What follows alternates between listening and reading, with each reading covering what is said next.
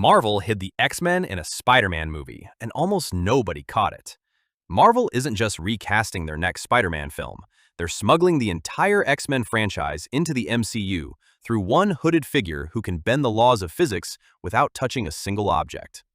Sadie Sink is not playing a love interest or a variant. She is Jean Grey, and her appearance inside this street-level Spidey reboot is a deliberate, studio-sanctioned pilot for the mutant incursion event Marvel has been building toward since the multiverse cracked open. Think about why Damage Control is suddenly militarizing against civilians at all. They aren't after criminals. They're hunting someone who can reshape force without touching anything. The March 18th trailer holds the evidence. Inside a vault, Spider-Man opens a door while guards convulse around him, their necks wrenched upward by something invisible, something without heat or sonic signature. The subtitle reads, "Pressure Building." That is not background flavor text. That is a description of telekinetic compression in real time.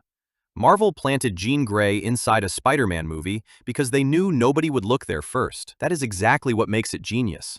Pixar's new villain doesn't have claws. It has a loading bar and a terms of service agreement. Pixar has never made a villain out of technology before, and that restraint is precisely what makes this theory so quietly devastating to sit with. The LilyPad AI system introduced in the teaser is not a toy.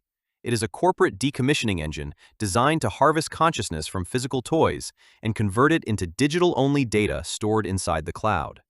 The toys are not fighting a monster with claws. They are fighting the concept of obsolescence itself, made manifest in a scanning tablet. When the LilyPad scans Woody in the teaser, for exactly one frame, his pupils reflect a digital loading symbol. That symbol is not ambient tech design from the art department. It is the moment Woody's identity is being read, cataloged, and flagged for migration out of his physical form. The horror of this film is not that toys die. It is that they survive in a form they would never recognize as living, their souls stripped from their bodies to save storage space, and the algorithm calls that an upgrade. If you're loving these trailer theories so far, subscribe and hit the bell to make sure you're here when the truth finally drops. The pet she trusted most was the perfect way to watch her. Brainiac does not invade with fleets anymore. He invades with love, and Kara Zor-El's most devastating vulnerability has been living with her this entire time with 4 legs and a wagging tail. Krypto is not Supergirl's loyal companion. He is Brainiac's most sophisticated intelligence asset, infected with a techno-organic virus that converted one of his eyes into a live-streaming surveillance node transmitting in real time. Every Kryptonian secret Kara has ever spoken has been routed directly to Brainiac's core system without interruption. The teaser makes the infection visible for anyone willing to pause on frame of the bar sequence. Krypto's mechanical eye flashes neon purple, matching the exact same color signature attributed to Argo City Dome technology in confirmed DCU canon lore.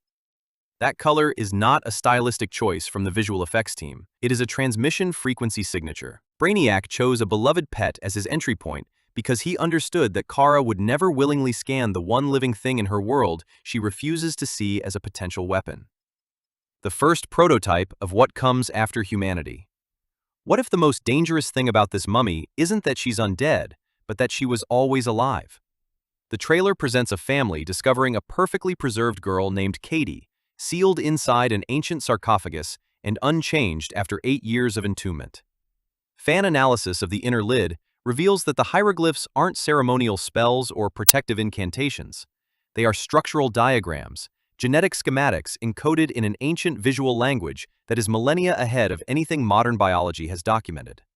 The mummy is not a supernatural entity seeking resurrection or dominion over the living. It is a prehistoric genetic engineer, and Katie is not a victim of possession.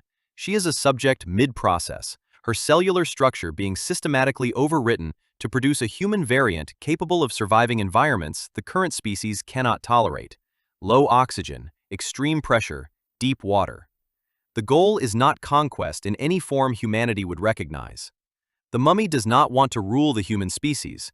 It intends to replace it entirely with something engineered to outlast it, and Katie is the first completed prototype. A tournament built to manufacture control and turn it into power.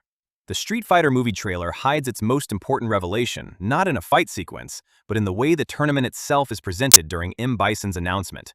The scale, the staging, the global broadcast framing. Once you see it, every element of the tournament's construction changes meaning. This is not a competition designed to find the strongest fighter. It is a system designed to prove that strength can be contained. Bison is not selecting participants like Ryu, Kin Masters, and Chun-Li based purely on combat ability.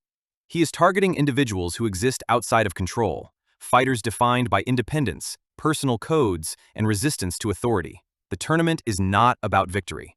It is about forcing uncontrollable people into a controlled environment and making them operate within rules they did not choose. Every match staged in front of a global audience is not just a fight, but a demonstration. The world is not watching who wins.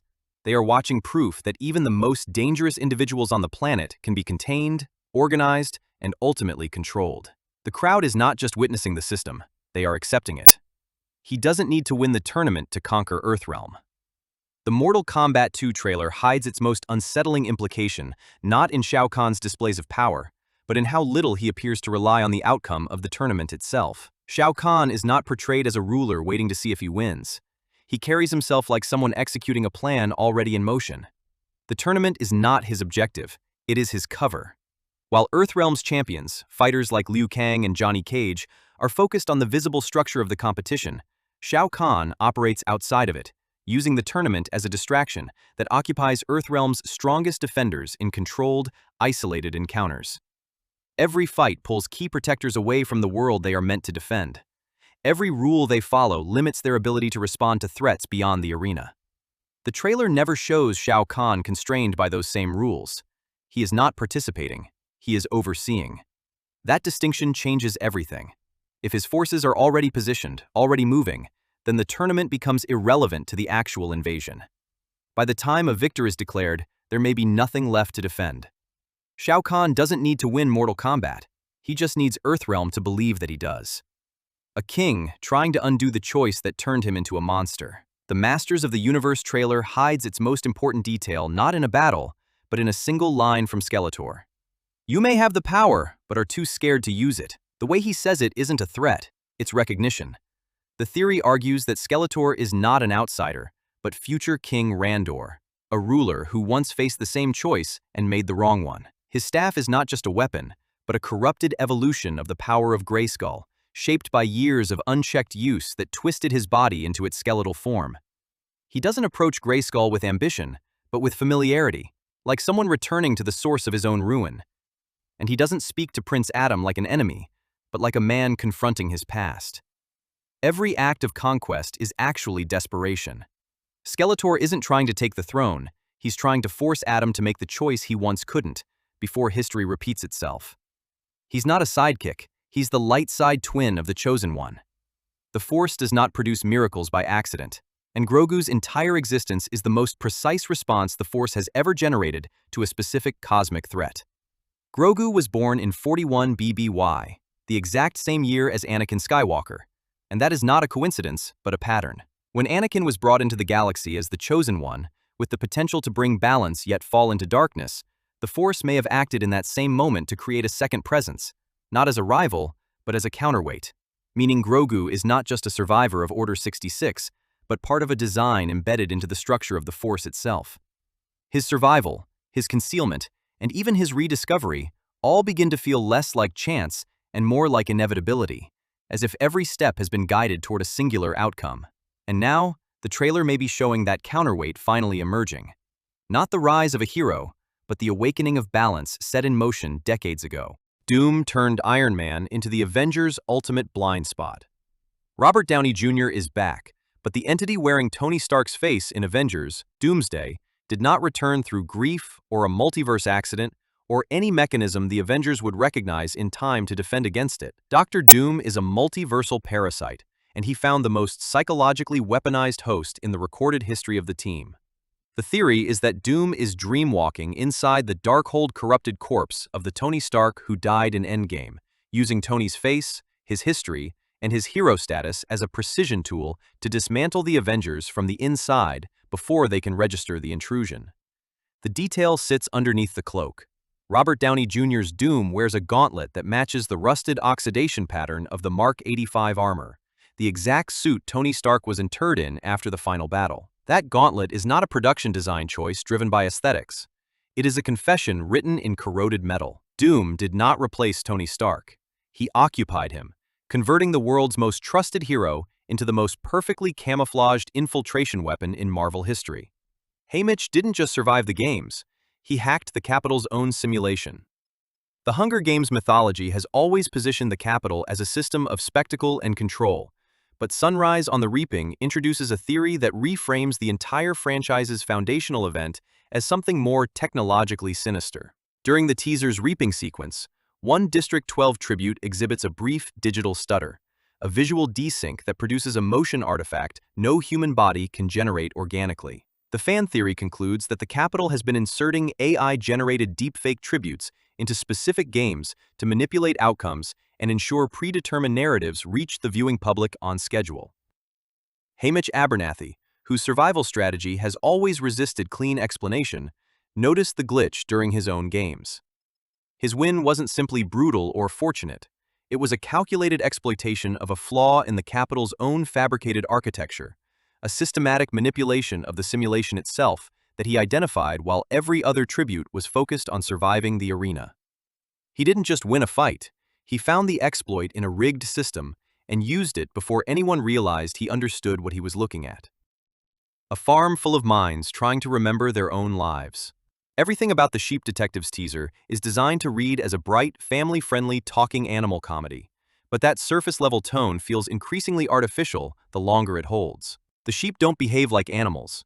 They hesitate, analyze, and observe with a kind of cognitive weight that suggests something else is looking out through them. The theory is that these are not animals at all, but human consciousnesses transferred into livestock bodies after a failed upload experiment, hidden in plain sight on a remote farm to keep them beyond the reach of the cartel that commissioned it. What looks like charm starts to feel like containment.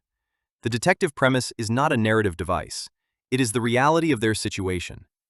These minds are deteriorating, their human memory structures slowly collapsing under the neurological limits of an animal brain, and the only way to hold on to who they were is to reconstruct the event that put them there in the first place. Every clue is a fragment of identity, every discovery a piece of a life that is actively being erased. They are not solving a mystery, they are fighting against the final stage of a process that is turning them into something that will no longer remember it was ever human. The concert isn't a performance, it's a calibration event, and the audience doesn't know they're the experiment.